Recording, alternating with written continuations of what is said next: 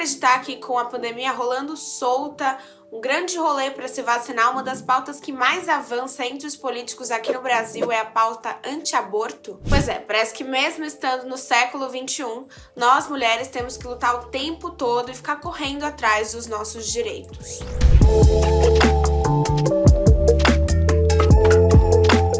Bom dia, boa tarde, boa noite, meu querido Reloader. Eu sou Roberta Camargo e hoje a gente vai falar sobre uma pauta que sempre dá muito o que falar, a pauta anti-aborto. Mas antes da gente começar essa conversa, já deixa um lembrete, se você curtir esse vídeo, deixa seu like lá embaixo, aproveita para se inscrever no canal e ativa o sininho também para você receber notificação sempre que tiver conteúdo novo por aqui. Beleza, agora vamos lá. Mesmo com o Brasil enfrentando a maior crise sanitária da história, com mais de 570 mil mortos, um assunto que vem despertando cada vez mais interesse dos deputados é a pauta anti-aborto. Pior é que isso não é novidade, já é uma coisa que está se arrastando há um tempo. Mais da metade dos projetos de lei sobre aborto apresentados em 2020 eram desfavoráveis aos direitos das mulheres. E no primeiro semestre de 2021, quando a pandemia piorava aqui no Brasil, foram apresentadas pelo menos 484 proposições legislativas sobre os direitos sexuais e reprodutivos das mulheres. Pra gente entender junto aqui, proposição legislativa é tudo aquilo que é apresentado no Congresso Nacional. Então,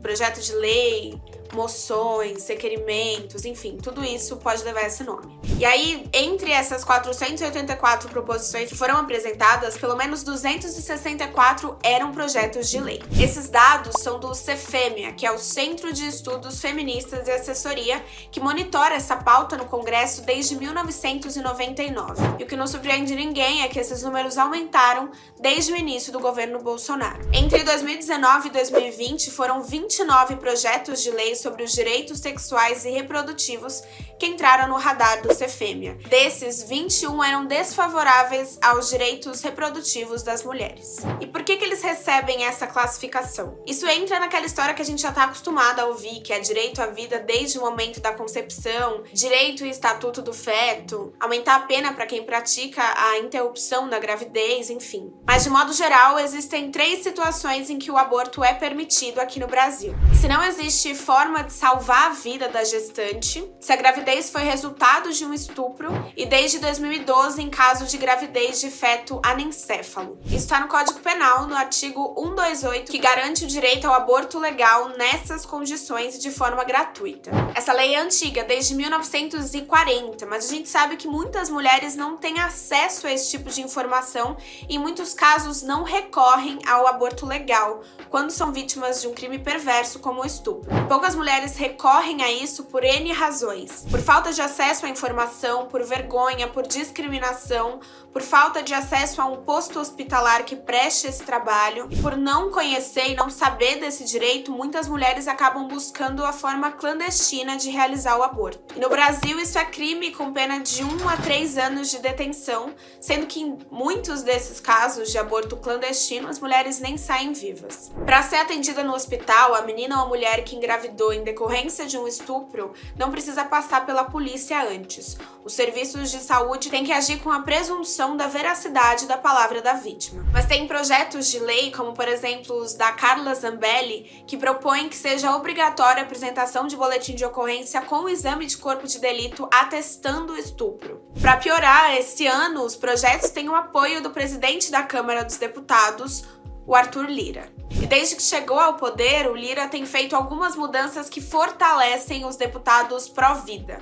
É assim que a gente chama os deputados que fazem parte dos movimentos contrários ao aborto. E aí, nessa situação, isso dificulta a reação dos deputados pró-direitos, que se posicionam pela legalização do aborto e pelos direitos das mulheres. Um outro monitoramento feito pelo pesquisador Julian Emmerich mostra que 13 dos 23 projetos de lei apresentados em 2020 eram desfavoráveis aos direitos das mulheres.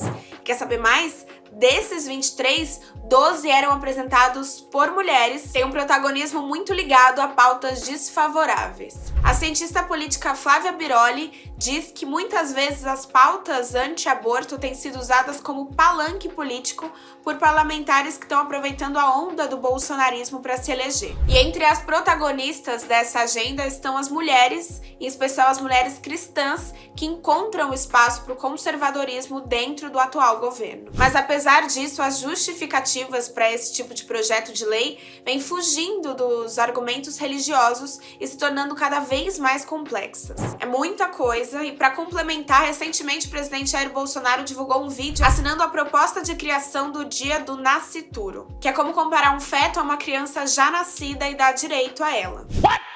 Mas o Bolsonaro não estava sozinho nesse vídeo, ele estava acompanhado da ministra Damares Alves, que estava segurando um feto de borracha enquanto tudo acontecia. Enquanto isso, a gente se vê diante de movimentos extremamente retrógrados e machistas, que podam os nossos direitos enquanto mulheres. Pelo menos essa proposta ainda precisa ser apresentada na Câmara dos Deputados, e aí a gente não sabe se ela passa de lá ou não. Se você curtiu o nosso vídeo, como eu te disse lá no início, você pode deixar o seu like aqui embaixo, aproveitar para se inscrever aqui no canal e já ativar o sininho para você receber notificação toda vez que tiver um papo novo por aqui. Eu sou a Roberta Camargo e esse é o canal Reload. Aqui a gente descomplica a notícia.